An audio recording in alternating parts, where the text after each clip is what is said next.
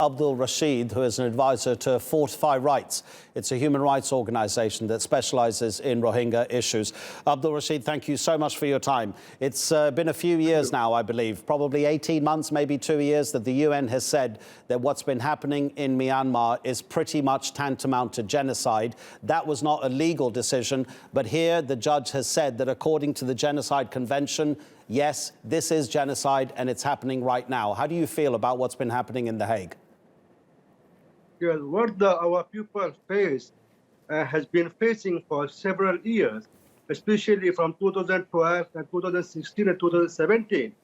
Regarding this, and around 800,000 people leave the country and seek refuge in Bangladesh, and they have been facing prosecution.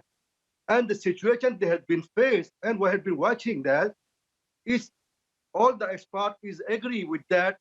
The genocidal intent has been fought. So, and then today court already decided and ordered the Myanmar to follow the instruction, and we hope Myanmar will follow the court instruction, then the prevent the further genocide is coming up.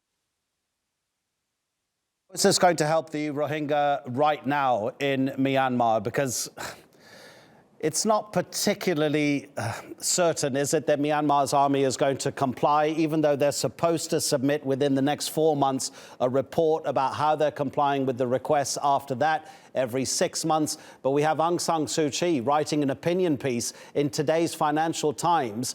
This is Aung San Suu Kyi. In that piece, she has said that Rohingya refugees have been exaggerating what's been going on in Myanmar.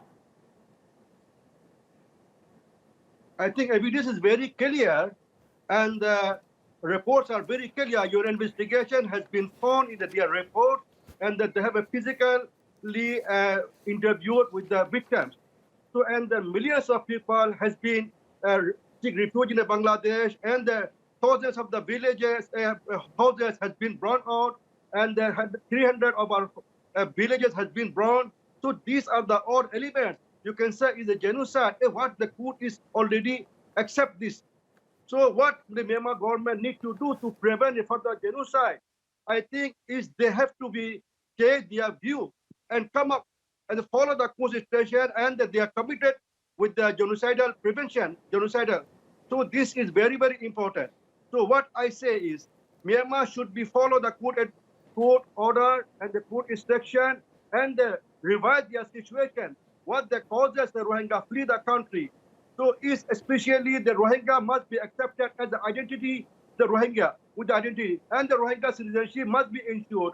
Myanmar government must be create conducive situation that people can be trust to repatriate with the dignity and the voluntary. That's very important.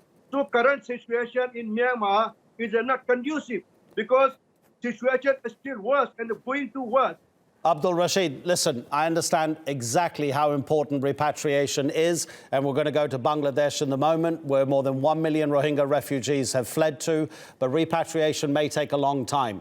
Regarding what's happening right now, is this possibly one of the most important points made by that judgment in The Hague in the past hour? And this is it, because the judge said no concrete measures have been presented to this court by Myanmar which show the Rohingyas' right to exist. Can you imagine that Myanmar has not even been able to submit a document like that which acknowledges the Rohingyas' right to exist in that country? I give you some example what the court concerned about the situation is the current situation is ongoing. Because Rohingya cannot be called with their identity. Government not accept the Rohingya identity first. And the Rohingya has been not granted their citizenship yet. And the Rohingya is forced to accept NVC card. And the Rohingya is not able to leave one place to another place. Their restriction has been very strict. So they cannot move anywhere.